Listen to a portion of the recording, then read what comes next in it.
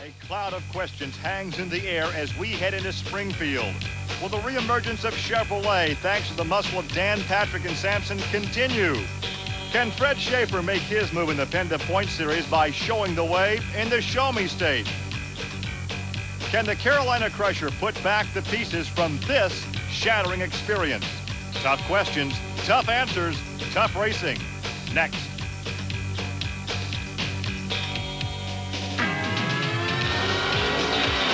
This is Trucks and Tractor Power, featuring the best in MTRA monster truck racing. Today, it's the Monster Truck Thunder Drag from the Ozark Empire Fairgrounds in Springfield, Missouri. This is round 5 of the Penda Points Series.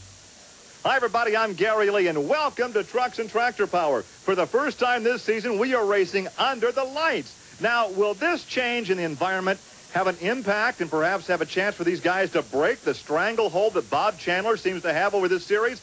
In fact, after Bloomsburg, the Bigfoot trucks are 1 and 2 in the point standings. Now, right now, we're in the mobile work unit for the Sampson Chevrolet truck. And Sampson, with driver Dan Patrick, was a pleasant surprise at Bloomsburg. A victor, the first time for Chevrolet in a long time. And also, Dan had the first run ever in the 4-second bracket. So Chevy, once again, can be a player. Unfortunately, tonight, Dan has been knocked out of competition in round 1. Round 1 is now over. Let's check in on the competition. Trackside is Army Armstrong. What you're looking at is the right lane in Springfield, Missouri. Now, while we're looking at the right lane, it's very simple. If there's a story to be told, it's got to come out of the right lane. Why? Every winner in the first round came out of the right lane. That'll not be able to be the case in the next round because some of the guys that won in this lane in the first round are going to have to go to the other lane in the next round, and those are the guys that are sweating BBs in the pit area. Why did the right lane work so well, you might want to know?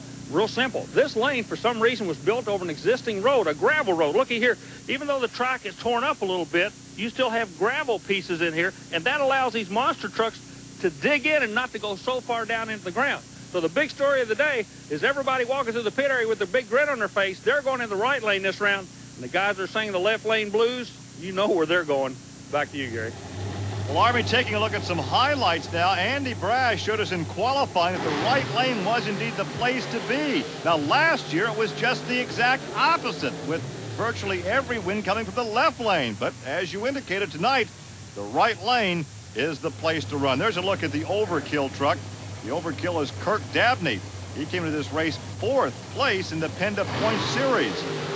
Andy Brash would have to back up that qualifying run.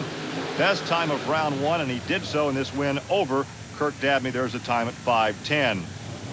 And as we mentioned at the top of the show, Dan Patrick, who looked so promising in Bloomsburg, broke something in qualifying and makes a quick and unceremonious round 1 exit.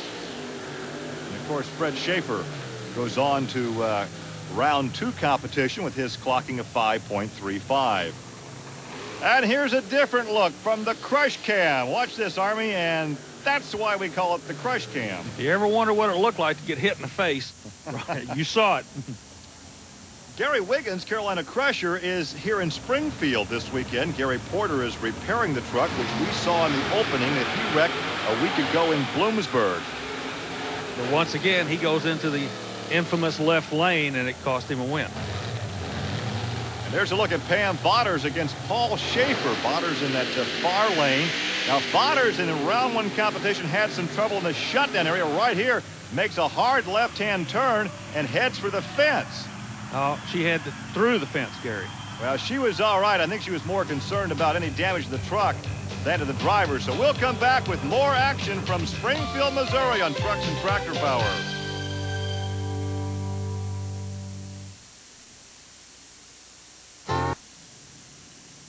Welcome back to the Ozark Empire Fairgrounds here in Springfield, Missouri for the Penda Monster Truck Thunder Drags. And here is a look now at the matchups as we go into round 2. Now, once again, the fast loser from round 2 will advance to the semis. Nobody wants that left lane, and there's the guy that will have that left lane. Ray Perkowski in the Dodge Express doing the dry hops, trying to get some footing. Ray's taking on Andy Brass in the coveted near lane. Brass, of course, comes out of the St. Louis area in the Bigfoot Ford. He's the fast qualifier. He had lane choice, and once again, he took that right lane. Now, earlier, Army took a look at the track conditions. Gary, believe it or not, what you're looking at is the actual surface these monster trucks are running on. Now, as you well know, this afternoon there was a torrential rainstorm that came through for about 45 minutes. It just rained cats and dogs. Well, then the sun came out and it dried everything up, and all the drivers thought, we got a dry track to run on. Well, that's not the case, because now that the sun has gone back down, the moisture is starting to come up. And as you can see, it's turning everything into nothing but goo. Now, the moisture coming up on the starting line means one thing. It's going to be tough to get off the starting line. But you have a compounded problem on the other end of the track, because that same moisture is getting the shutdown area. And the shutdown area here is grass. And as you well know, there's nothing in the world slicker than wet grass. Back to you, Gary.